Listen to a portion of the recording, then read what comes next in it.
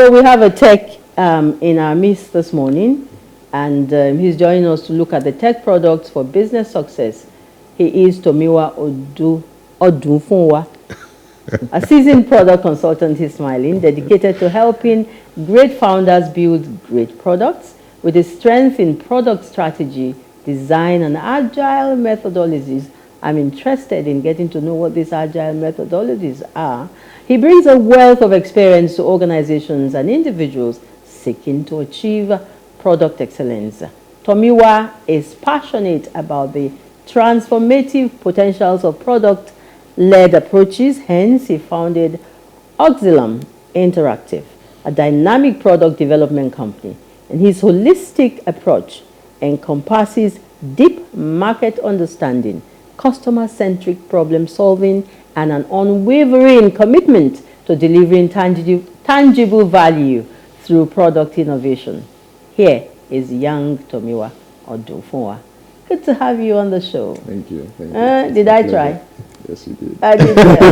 Okay. Thank you. Welcome. Yeah. So I'll leave the first question to you. Well, Yeah. first tell us your story.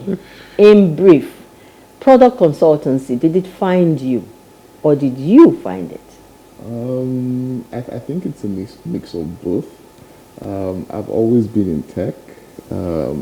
My first degree was in information technology, and even before that, I had a series of tech trainings back in Nigeria before I went for my first degree in the UK. So I've been building like tech products and websites and all of that since like 2012. Even your talk is techy. So like my first website was in 2012, and we've just been growing from there. And I think in the middle of that, I also co-founded a startup, so that kind of like brought me into like the forefront of what the potentials of what a product can actually do. And also it also helped me to experience firsthand some of the issues that you can take, that people have running a startup, running a tech business, and running a business generally. So for that, the startup ran for a couple of months, but we exceeded our runway, so we had to shut down. And then I had to go back into like consultancy and things like that. So it just kept on evolving into what we have right now. So our current vision is to, help people, help business owners that have like this grand vision, to be able to help them reach that place. Yeah, I can see that. I can see that the tech world is massive. Oh yes, huge. It is. Oh yes, it is. At the same time, each time you say tech, I don't know if it's me, but each time you say tech, my mind goes to apps, right? Maybe because I need apps myself, right? But I want to ask: can anyone, just create an app, or are there some criteria to determine profitability, suitability? So anybody really can create an app, but there are some determinants of success, that are very important to consider. So the first determinant of success that I would say is a deep understanding of your users and your target market, because the customer is king. If you're building an app right now, the reason why you mentioned an app is because you interact with apps all of the time, and then they've left an impression on you. So for you to be able to leave that kind of impression on the user, it means you have to be able to see that user as like the actual owner of the app. So a deep understanding of them would ensure that you're building something that solves their problem and helps them, and when they solve, when a user solves their problem, invariably you are becoming more relevant, and then there's more opportunities for you to monetize all of that transaction. Then secondly, I would say domain knowledge or industry expertise. That is very important for you to be able to, for an app to be successful. It means that you need to understand the different dynamics within that area that your app is operating. And this is even more important if you're working in a regulated sector, or a sector that requires different kind of like infrastructure support. So maybe like logistical support and things like that. So it's like setting up an office. Exactly. So a domain knowledge is very important because from a user point of view, you're seeing an app as just something on your phone. But in terms of it delivering value, there are different systems, different processes underneath that to ensure that it is continually delivering value. That's it. And I'll say the third one too is also understanding product development, because developing products is a whole different psychology, from running like a typical business. Yeah. There's this term that is very popular now, like leading product-led organizations, when your product is at the center of all of the different business functions, that you run. So it's also very important to have that in lockstep, so that as you are making all of those innovations, you have the necessary expertise in-house to be able to convert that into like updates that your users will find interesting. Yeah, Helen, you're following, yeah? Yeah, I am. And I was trying to get a practical demonstration from him. For example, here we are in PlusTvAfrica. If you were to develop an app, for better business success, what are the main criteria besides what you've talked to us? Does it apply for every establishment? Yes, it actually does, and that's because like this is a broadcast organization. Yes. The major purpose of an app, whether it's a mobile app or it's a web app, is really to solve user problems. It's an established medium, as we can say, that you can exploit to actually further your own goals. So as PlusTvAfrica, for instance, you've been in this business for a while. You understand the users, you understand the market. So obviously you would have already spotted some gaps, within the market that you want to close, and you feel like a digital product can help solve this problem. So that's when you then, I would advise that, or I would recommend you then partner with like a product development firm, for instance, that understands this product, or this has a track record of delivering successful products. So these people will then help you to convert all of those, the gaps that you can see, the ideas that you have, into an implementable framework. Now, as you're doing that too, you're also forming it's like you're developing a strategic business unit. That's how I like to advise enterprises that go into it. So you don't just see it as something that you add on top of existing processes. No, for it to be a success, you have to make sure that you are building like an environment around it, developing its own processes. But you cannot get there over time. So you will get there over time, but you can't get there overnight. So you kind of need like a product firm to kind of like help you in terms of the transitioning and all of that. The core of it is engineering, really. You have to build a product, but building and engineering that product, that's where the agile comes in. You mentioned like agile it's key, but it's not the only thing. You need to ensure that product is delivering value. So as you are developing the product, you are ensuring that it is the product is getting to the right people. You are monitoring the right metrics, and then you can evolve the product to ensure that you are solving their problems. So where would you expect the connect to come? Because you're talking purely tech.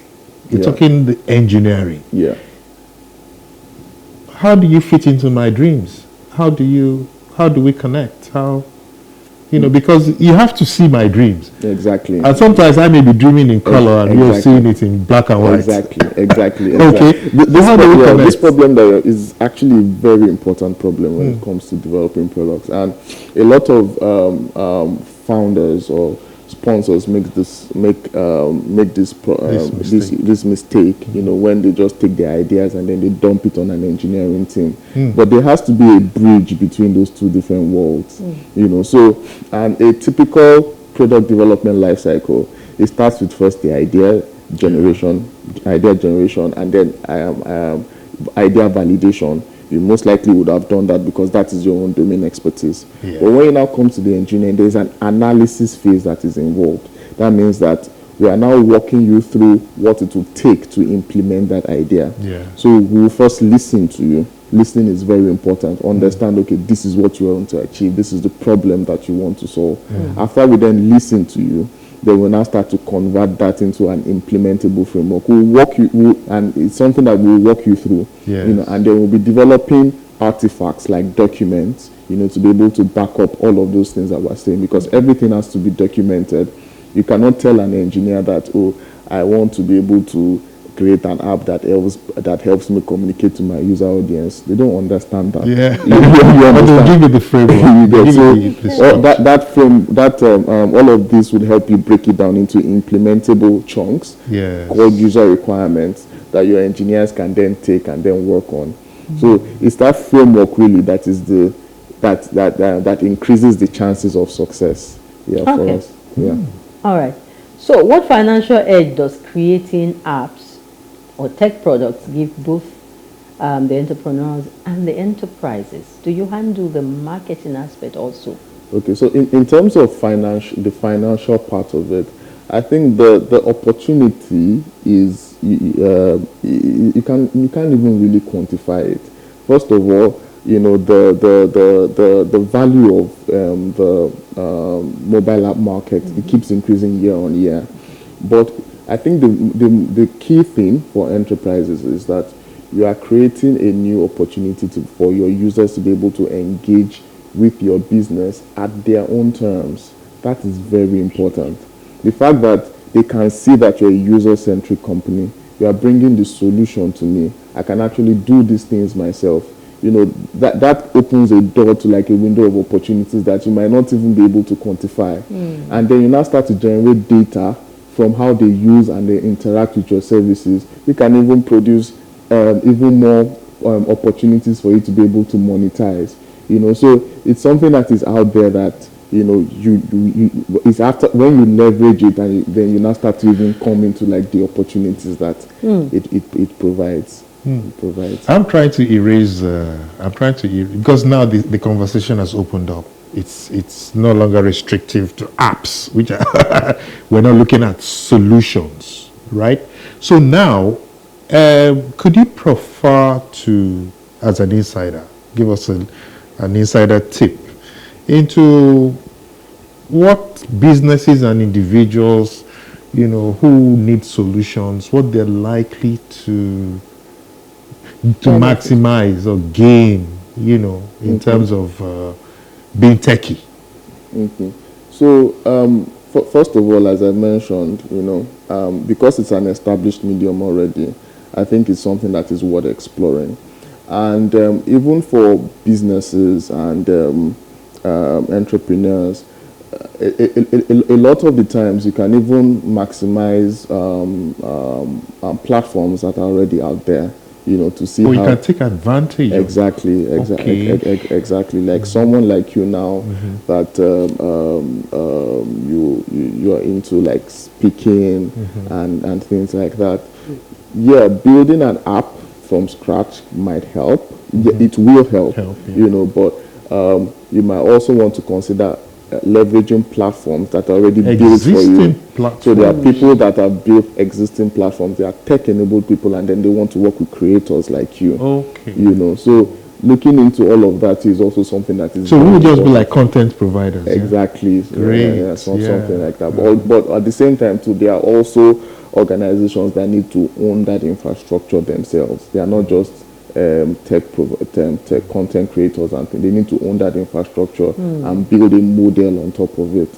You know, so those are the kind of people that we work with. But at the same time, too, we don't restrict it that way. Everybody needs to build an app. There are some people that, you know, you need to work on. You need to work with maybe Teachable, or you need to find a particular platform for your own kind of business. If you just want to focus on that and not really the technology part. You know, I'm just smiling from within, and I'm like, techie people, apps, product development, and all of it. You can't be like any other ordinary person. But hold on to that. Okay. You give me a yes or a no answer later.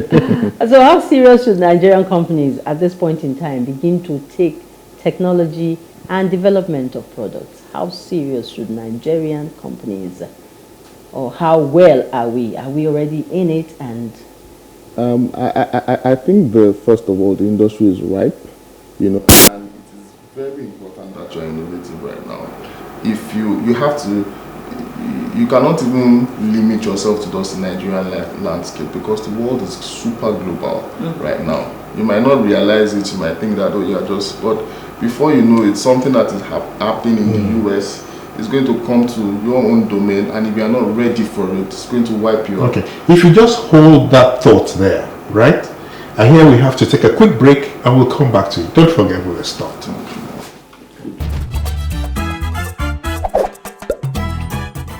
all right, we're still here. It's still today with John and Helen live from PlusTvAfrica, and we're still talking tech. We're trying to help you find how you can use tech products and apps, to improve your business, organizations, and success. And Tomiwa is still here. The last question I asked before we went on break, Tomiwa, so that you don't forget, you were already answering, but let's take it from the beginning. I asked, how serious should Nigerian companies at this time begin to take tech and development of products? Yeah, so I was mentioning how the world is already global. That means something that is happening in other climes, is going to affect you whether you like it or not, even if you don't realize it. So at this point, I think if you're not even taking tech seriously and product development seriously, you're already late. Okay. You're already late, because the world has gotten there, and the world's already advancing in that track already. Right now, there's a lot of talk and investment in artificial intelligence and things like that, So where do you even want to start from? Like, it's something that you should have started doing like 5 years ago, to ensure that you are globally competitive. There's a saying that if a change is coming, and it is when you see the change that you realize that the change is coming, you're already late. The change is going to take over. It's going to take you over. So it's something that it's already coming, and you need to evolve. You need to evolve. But that worries me a bit, Tomiwa, because some of us are late starters. Is it ever too late or too early? I think the good thing with veterans like you is that you've already roots in the industry already. So when you want to move, like it will not require as much effort as someone that is just fresh. No, seriously, we may not be talking about John, who is already rooted, like you said. How about someone who really, really does not have an idea where this is going and how important it is to his business? How does he begin to even? So I think speaking with like a subject matter expert is something that is very important. You need somebody to help you bridge that gap quickly. So speaking to them, they're able to quickly bring you up to speed as regards what is possible, as regards what you can actually do. And if they're, especially someone that is trusted, someone that has a track record, someone that is process oriented, that is very important, because you have lots of people that you work with, and then you hear a lot of stories about engineers messing people up and things like that. So you need to work with someone that has like that system that is able to guarantee that level of predictability. And that's what business is about. You're able to deliver predictable success. So there's hope for all of us. There is hope for all of us. And I heard that a lot of Nigerian young boys and girls are into, tech products and helping other businesses. And that is one area where, can I say quick money? And plenty of it, So it's not quick because there's a lot of hard work. And the last question, the question I asked before the last was, you guys really, can you be normal? Are you really normal? Do you live, do you indulge and think like... Of course. Like, for instance, a lot of the times, I need to be able to interact with you, like people that are, so I have to be normal. But I think it's... like any other industry, you need to be able to immerse yourself. Because you must be some enclosure. Unusual. Okay. What I see, engineering. What I see really is your passion. And your ability to provide tech guidance to all of us. Is highly commendable, and it's been impactful. And from our end here, all we can do really, is to wish you all the best in this endeavor, because you've come to save the world. Yeah? Yeah. You've come to save the world. believe So, I mean, at this point, I think I want to just wish you all the best. Thank you very much. Okay. Thank you for asking me to shut up. No, not really. That's It does that to me all the time.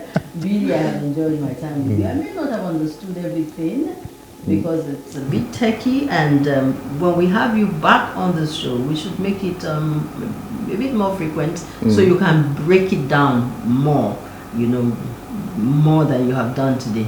But all the same, well done. And thank you for very much. the good job you've done. It's been a pleasure. You're giving us some insight into the tech world and how we can use it, to make our businesses better. Yeah, so from business success, we move to safety of lives, property, peace of mind, and much more in our homes.